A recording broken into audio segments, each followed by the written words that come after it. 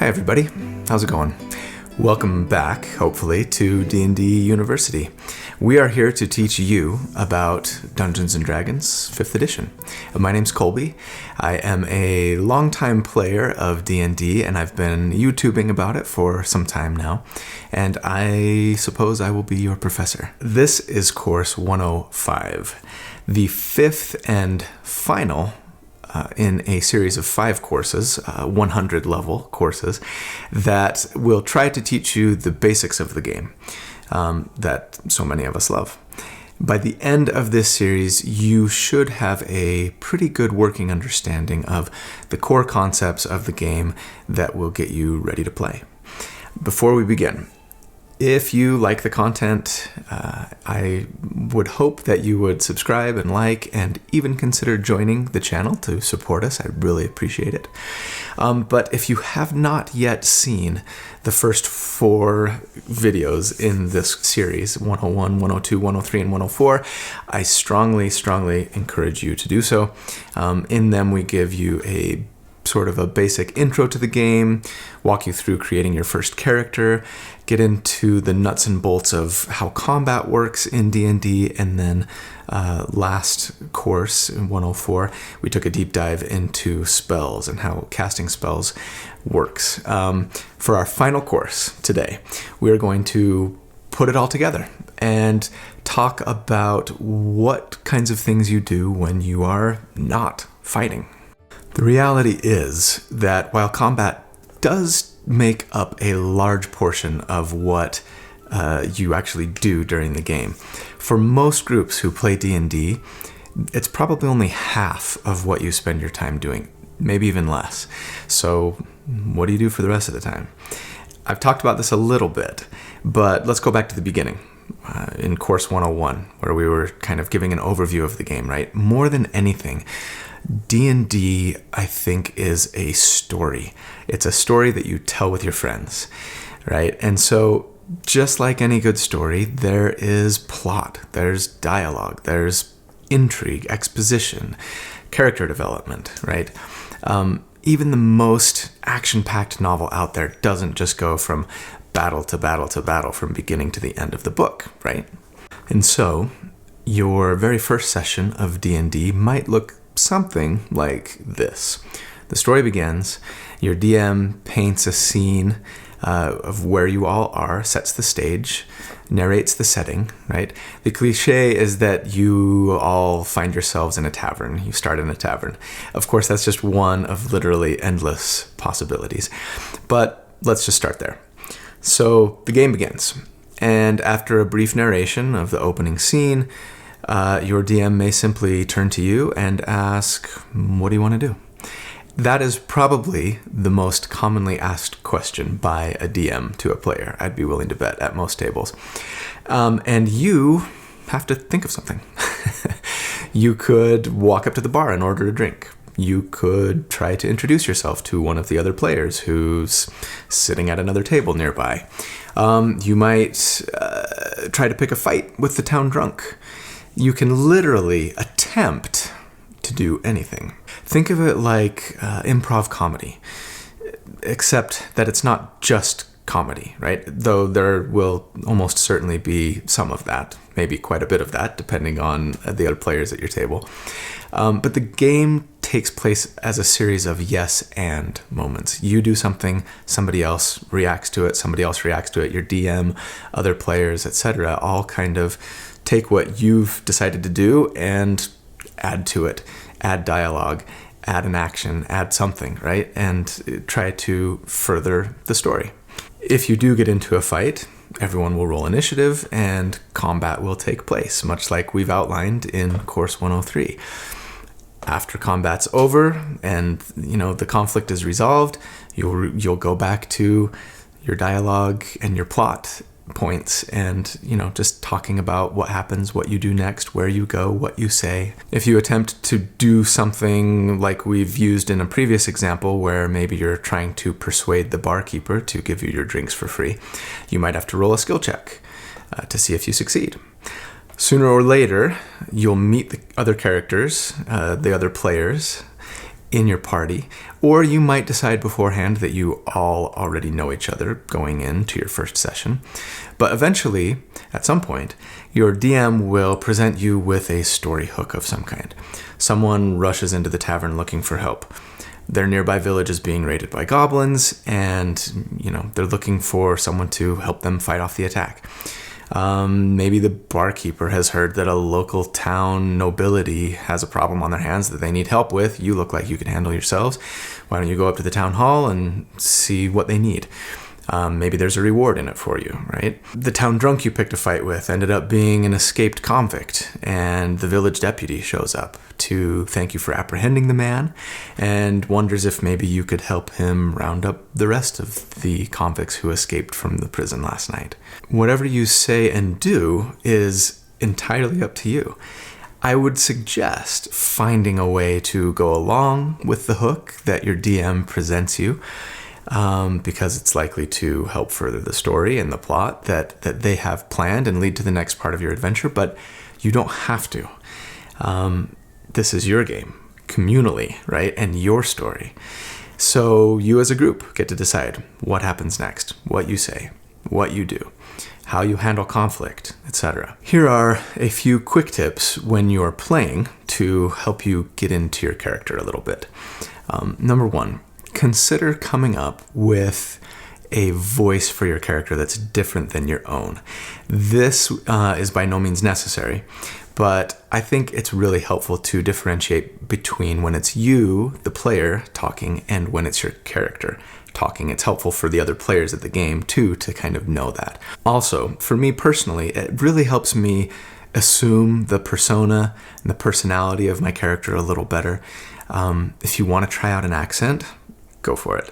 You don't have to, right? Feel free to simply make your voice a little raspier than normal, or higher or lower pitched, or louder or softer. However you imagine your character speaking. Number two, I strongly advise you to take some time with your character's backstory and developing their history and their personality, right? Think about not only where they came from, but how they got here and what motivates them. What pet peeves do they have? What's their favorite food or drink, right? What character flaws might they have? What bonds them to other characters and to other people, if anything? Answering these types of questions for yourself will really help you when you're trying to decide what your character may do or say in game, and really make them feel like a real flesh and blood person.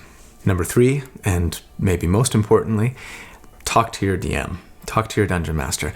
Not just about, what spells to pick and how to allocate your ability scores, but a good dungeon master will help you craft your character's story, ask you questions that will help you formulate their personality, and maybe offer suggestions or get ideas from you about things to add to their story that will be of great import to your character and really helps you get invested in the adventure and in the world. Now, I've mentioned a few times in past videos that resting is an important aspect of the game.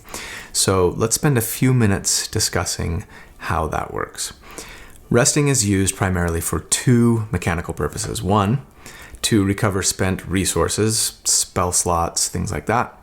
And two, to recover lost hit points, to heal. There are two types of rests in the game, short rests and long rests. And let's talk about each of them and how they might help you. First up, short rests. Mechanically, short rests are supposed to last at least an hour of in-game time, and I will differentiate between in-game time and actual real-world time, right? You don't have to spend an hour sitting at the table waiting for your short rest to be complete. Your dungeon master might just say, okay, an hour goes by, you all take a short rest, and let's move on, right? But during that time, you can't really do anything other than just resting. No strenuous activity, just tending to your wounds, if you have any, and relaxing. There are several abilities that will reset on a short rest. I won't go into all of them right now, but For example, some spellcasters can get spent spell slots back on a short rest.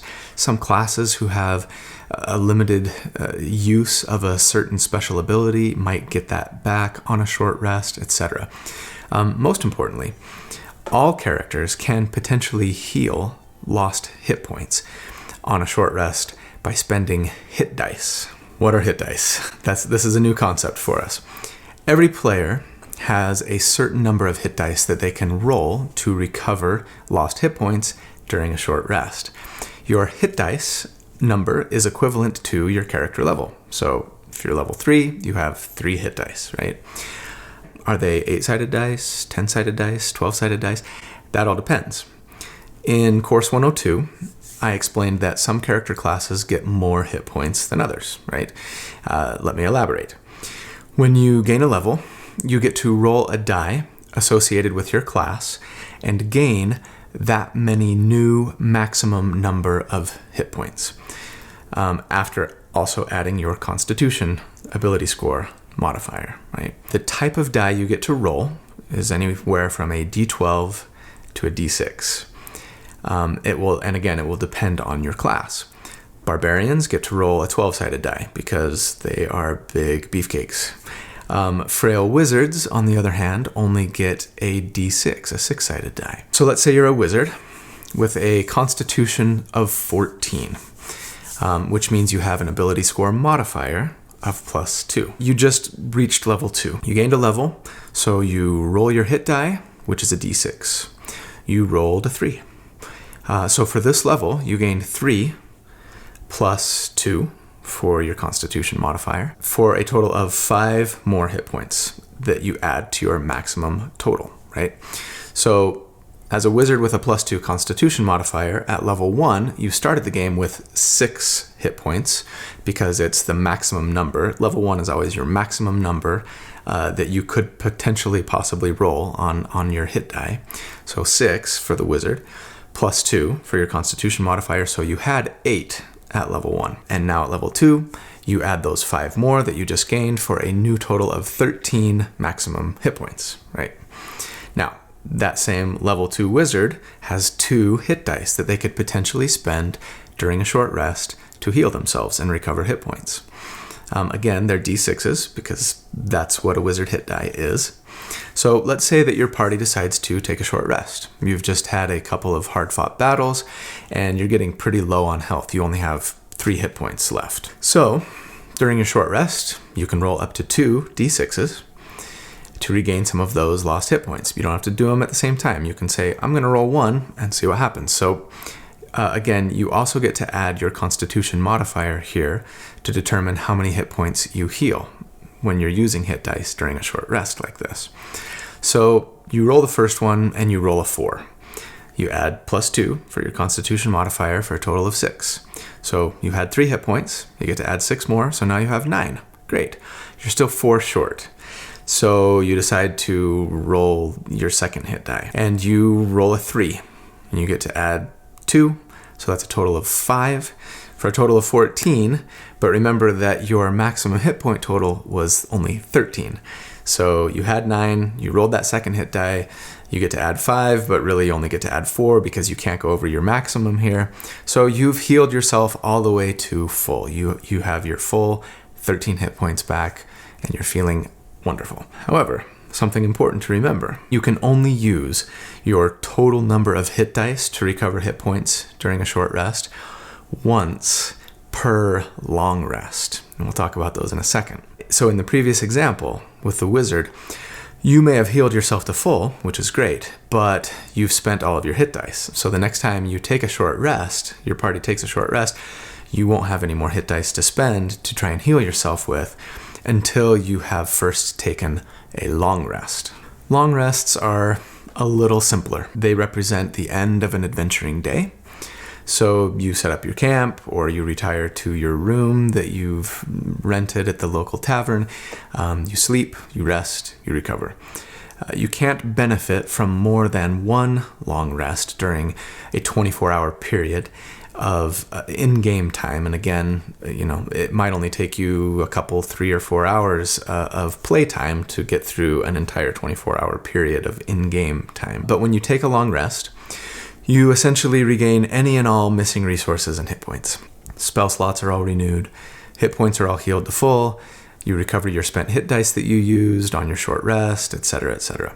Something important to keep in mind: just because you attempt to take a short or a long rest doesn't necessarily mean that you will get to do so. It's very possible that you may be in the middle of a short rest, but a wandering pack of kobolds discovers you and starts a fight, in which case you've got to get up, fight, right?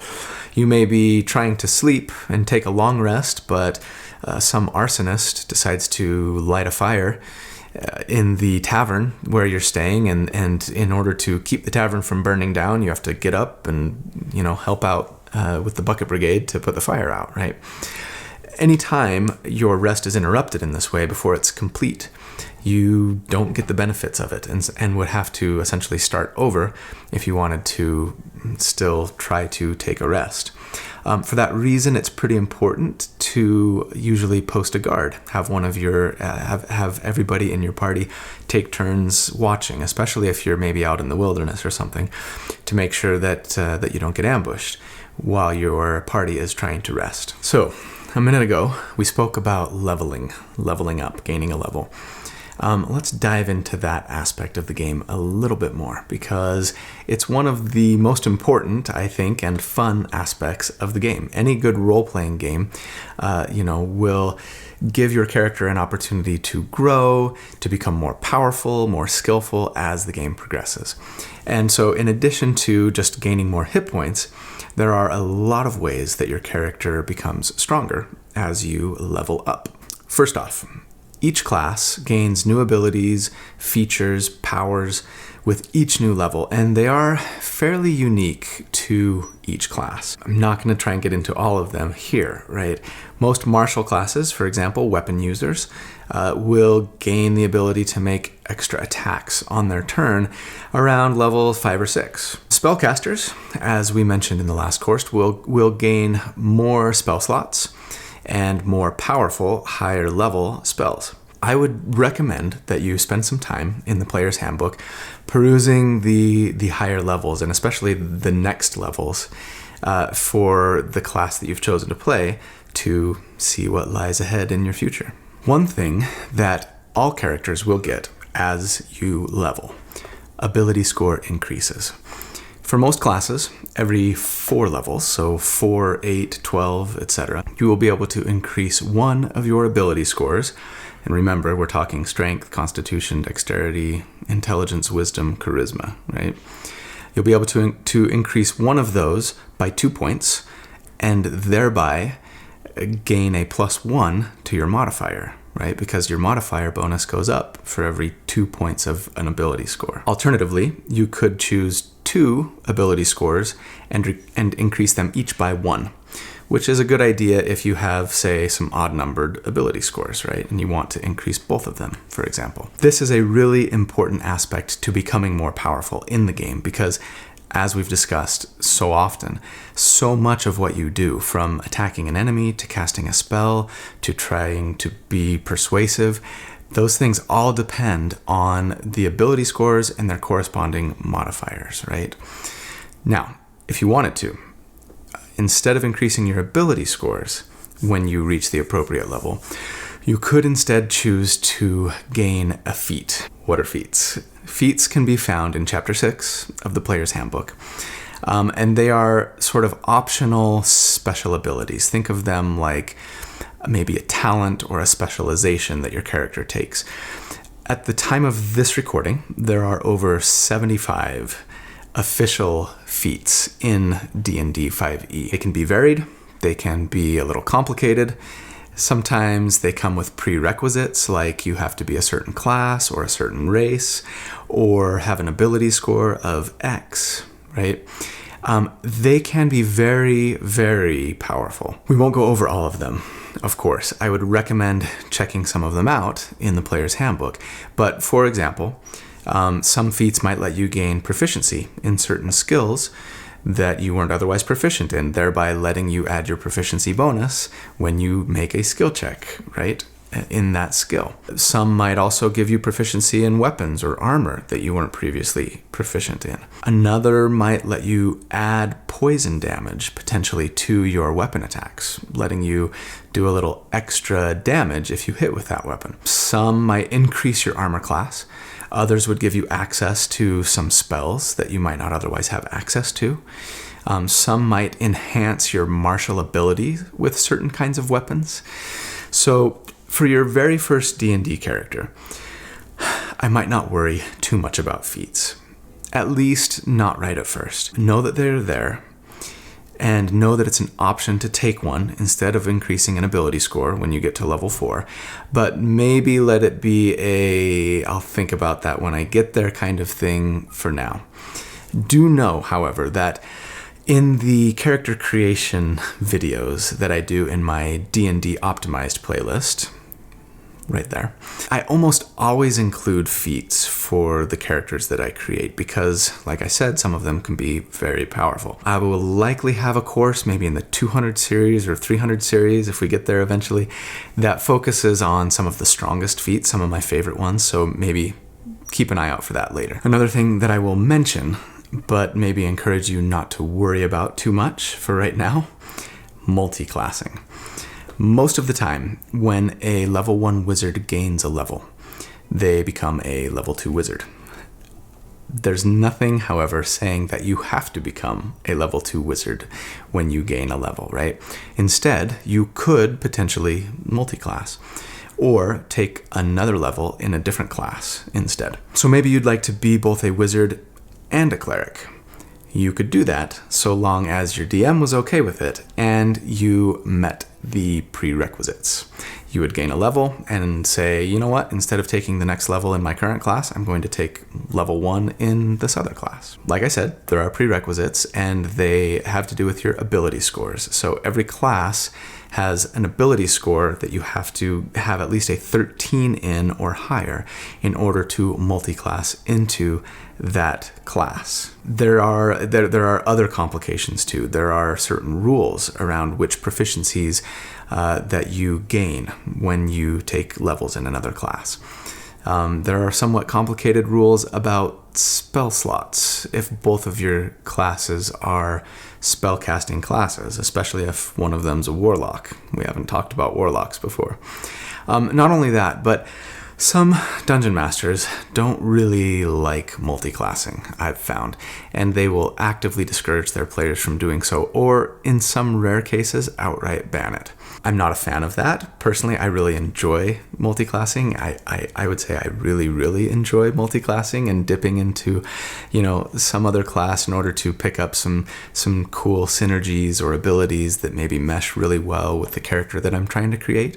Again, for your first character, I wouldn't worry about it too much. Know that it's an option, and know that as long as you meet the prerequisites and your DM is okay with it, there's really no limit on the number of times you can dip into another class. If instead of being a level 4 wizard, you wanted to be a level 1 wizard, a level 1 cleric, a level 1 rogue, and a level 1 barbarian, you could do so if your DM were okay with it and you had a 13 strength, a 13 dexterity, a 13 wisdom, and a 13 intelligence or higher, right? I think you'd probably be spreading yourself a little thin in that case. I wouldn't advise doing it, but it's not my character, right? It's yours. So make it the character that you want and that you want to play. The last thing that I'm going to mention as part of the leveling process is your subclass. I've mentioned this only briefly in past courses, but at some point in your character's career, you will have to make a decision about how you want to specialize your character in your chosen class. For most classes, this decision comes at level 3, but for some it comes sooner. Wizards choose their subclass at level 2, wizard level 2.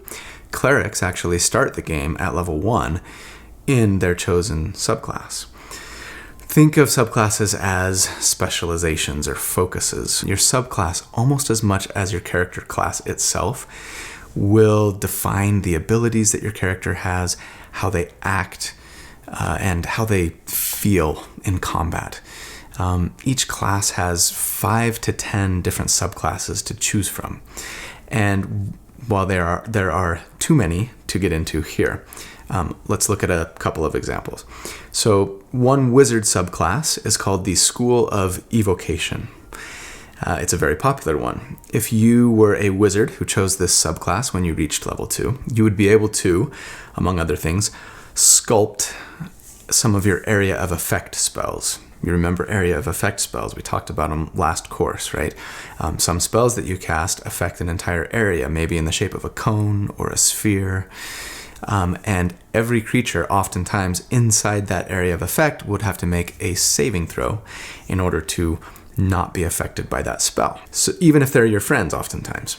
So if an evocation wizard were to cast a fireball spell and they had allies inside the area of effect, the sphere that fireball explodes in, right?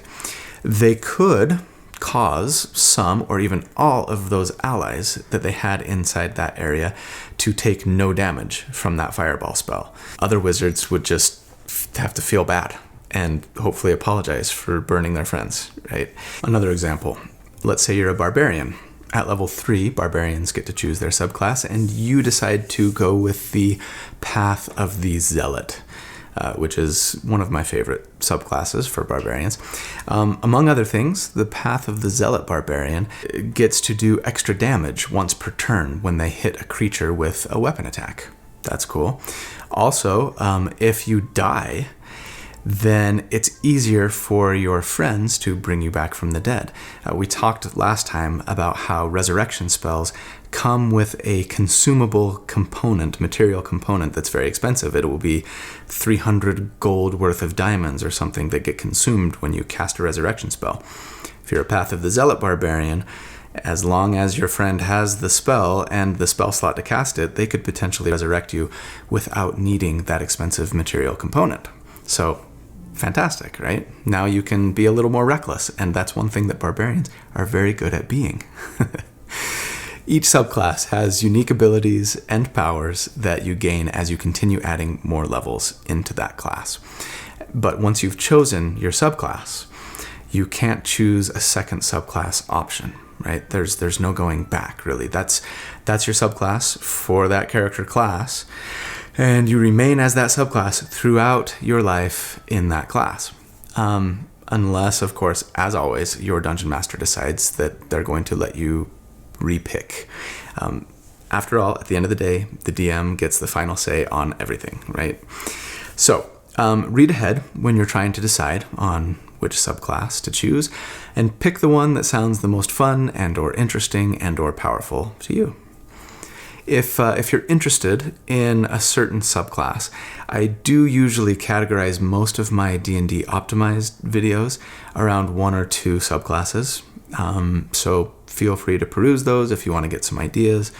And I do hope eventually to create a video that kind of focuses on the potential subclass for each class in future D&D University courses. Finally, let's talk about loot.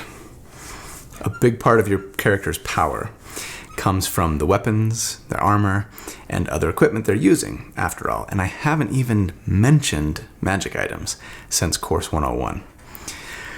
It's a big part of the game. Throughout your adventure, you will have many, many opportunities to upgrade your equipment. The stuff you start off with as a level 1 character pales in comparison to the power of some of the things that you will get as you're out adventuring. Sometimes you'll find items in a locked chest, or you'll receive them as a reward from a character in your game who gave you some quest that you've completed. Or you may slay a dragon and pillage their hoard and find all sorts of goodies and treasure that will make your characters more powerful. In addition to more powerful equipment, you'll undoubtedly acquire lots and lots of gold, which can be spent to purchase better equipment for yourself, assuming that you can find someone to sell it to you. Now, most items and equipment in most games of D&D, this will depend on your dungeon master and the world that they've created, right? but most of the time, most items are fairly mundane and non-magical. That doesn't mean, however, that they won't necessarily be better than the current equipment that you are using. For example, the fighter class, we haven't mentioned them yet, but they are similar to the barbarian, but maybe a little more tactical and a little less ragey. So fighters start the game with chainmail armor. Chainmail gives you a 16 armor class. That's pretty good, right? That's decent, especially for a level 1 character. However, that fighter could potentially find themselves or purchase for themselves a shiny new set of plate mail armor, which gives you an armor class of 18. Now, that's only 2 higher. It might not seem like a lot, but in a game of dice rolls, it will very often be the difference between your character getting hit and not, right? So every little bit helps.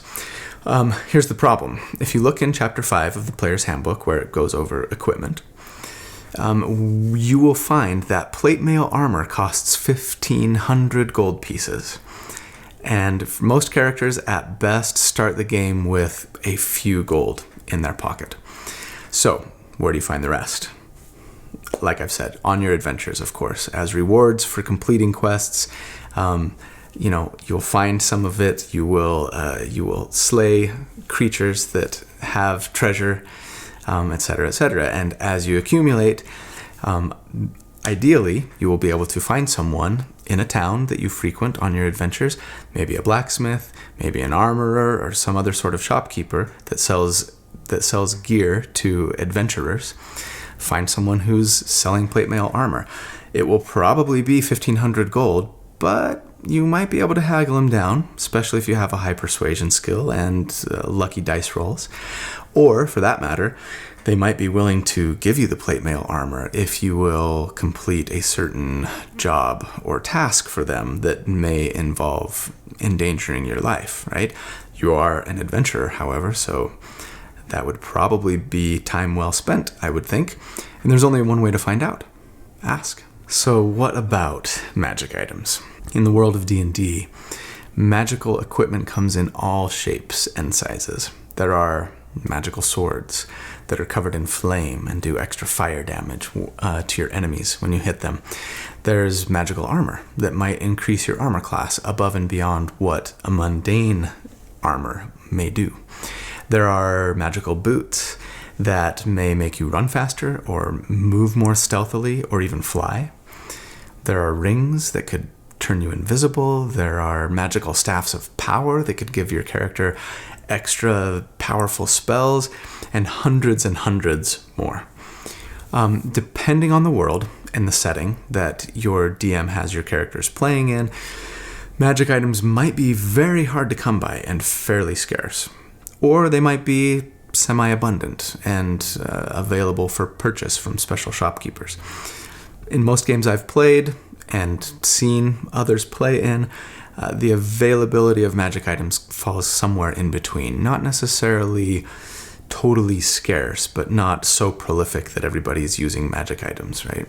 It's likely that you will occasionally find some magic items on your adventure. There's a chance that you might be able to have one that you really want, specially crafted or available for purchase even, but that will often involve you, say, going on a quest to obtain a magical ingredient required to craft the magic item, or at the very least, fork over large sums of gold, for these items are incredibly valuable. And this is something that I would discuss with your Dungeon Master probably before the game even begins. How available are magic items in game? Will they be available for purchase, or can we craft them in some way? And just kind of get a feel for what you can expect as far as magical equipment. If you're interested in upgrading your equipment, and what good adventurer isn't, the best thing to do is just ask around in a town or a village that you might be in your game. See if there's a weaponsmith or an armorer or a vendor of adventuring gear, and you'll usually be able to get directions from someone else in the village or town easy enough. At that point, you just go there, go to the shop, see what's available for purchase. Figure out if you can afford what you want and let the haggling begin. That does it for course 105 and for the level 100 series of D&D University. I really hope you enjoyed it. I hope you learned a lot. And most importantly, I hope that you're really excited for your first adventure in Dungeons & Dragons, assuming that you haven't already begun one, of course. I can promise you that if you take the time to learn the rules, complicated though they may be, and more importantly, in my opinion, if you take the time to really get into your character that you create, this game will provide you and your friends untold hours of entertainment and memories, the likes of which you have never experienced before.